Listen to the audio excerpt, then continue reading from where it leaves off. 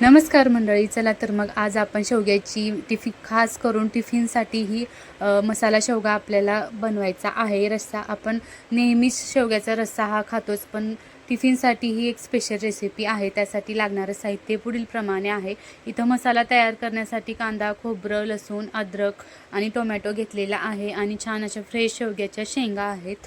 रस्सा भाजी तर आपण नेहमीच खातो. हे मसाला जशी रश्शाची भाजी बनवण्यासाठी जे जे मसाले वापरतो तेच वापरायचं आहे. पण आपल्याला इथं हे जे मसाले आहेत छान आता भाजून घ्यायचा आहे. आता मी सर्वात अगोदर तर जे शेवग्याच्या शेंगा आहेत त्या व्यवस्थित सोलून घेते. जे याच्यावरचं जे लेअर म्हणजे जे कातडं आहे ते आपल्याला व्यवस्थित काढायचं आहे. आणि त्या काढल्यानंतर शेवग्याच्या शेंगा ज्या आहेत त्या अगदी मऊ आणि छान अशा शिजतात आणि त्याची चवही खूप भारी लागते.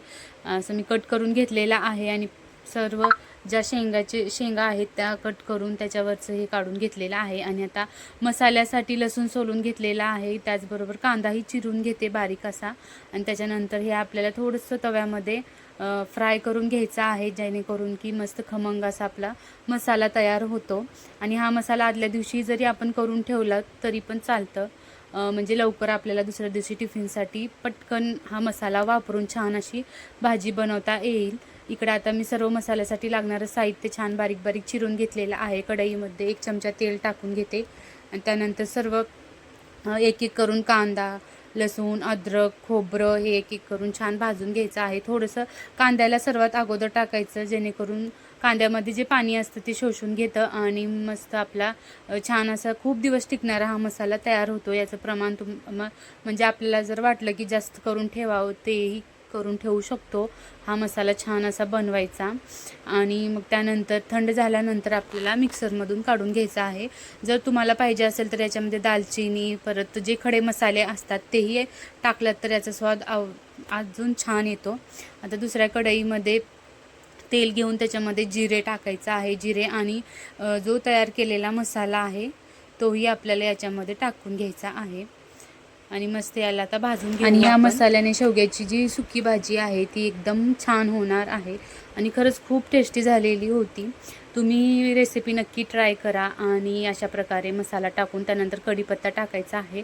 छान असा कलर येऊस्तोवर आपल्याला परतवून घ्यायचा आहे. आणि जो टोमॅटो होताना मी त्याची पण अशी पेस्ट बनवून घेतलेली आहे, कारण ह्या भाजीमध्ये टोमॅटो छान असा मिक्स करायचा आहे आपल्याला आणि छान त्याची आंबट अशी चव आली पाहिजे म्हणून. आणि त्याच्यानंतर आता पाहू शकता छान मसालाही इकडं आपला म्हणजे भाजलेला आहे, तेल सुटलेला आहे. आता जे घरातले जे मसाले आहेत घरगुती, आपला काळं तिखट, त्याचबरोबर काळा मसाला आणि तर गरम मसाल्याची पण पूड आहे, मीठ आणि हळद हे सर्व मसाले आपल्याला आवडीप्रमाणे टाकायचे आहेत. आणि भाजीचं जास्त कमी प्रमाण बघून तिखट कोणाला जास्त आवडतं तर कोणाला कमी, त्यानुसार आपल्याला इथं मसाले वापरायचे आहेत. इथं आता थोडंसं मी गरम पाणी करून घेतलेलं आहे, तेच अर्धी वाटी पाणी टाकलेलं आहे, जेणेकरून हा जो मसाला आहे अजून छान शिजेल आणि आपल्या ज्या शेवग्याच्या भाजीला आहे तो अजून छान स्वाद येईल म्हणून. आणि इथं जे शेवग्याच्या शेंगा ज्या आपण कट करून ठेवलेल्या होत्या त्या भाजीमध्ये आपण टाकून घेऊ आणि छान असं मस्त थोडंसं मिक्स करून घ्यायचं. त्या शेंगा ज्या आहेत त्या एकत्रित तो मसाला छान असा शेंगाला लागला पाहिजे. मस्त असं मिक्स करून घ्यायचं आणि त्याच्यानंतर पाणी न टाकता आपल्याला वाफवून घ्यायचं आहे. आणि छान असं मंद आचेवर वाफवल्यानंतर मस्त शेंगांमध्ये छान असा मसाला शिरतो. मसाला सर्व मीठ मसाला त्या शेंगालाही लागलं जातं आणि शेंगांचा जो स्वाद आहे तो वेगळाच लागतो. थोडंसं मी परत पाणी टाकलेलं आहे, कारण शेंगा अजून शिजलेल्या नाहीत. ह्या गावठी शेंगा आहेत त्या पटकन शिजणार नाहीत म्हणून. आणि परत थोडंसं 5 मिनिट मंद आचेवर शिजवू देणार आहे. आणि असं केल्यानंतर पाणीही आटेल आणि छान अशी आपली थोडीशी छान अशी मस्त सुकी भाजी जी आहे शेवग्याच्या शेंगाची ती इकडं तयार होईल. पाहू शकता तेलही मस्त सुटलेलं आहे आणि थंड झाल्यानंतर ही भाजी काही अशा प्रकारे तयार झालेली आहे आणि जी की खूप दिसायलाही एकदम छान दिसते आणि याची चवही अगदी एकदम म्हणजे मस्त झालेली होती. तर तुम्ही ही टिफिनसाठी ही शेवग्याची भाजी नक्की ट्राय करा आणि मला कमेंट्स करून सांगा की तुम्हाला ही आजची रेसिपी कशी वाटली ती.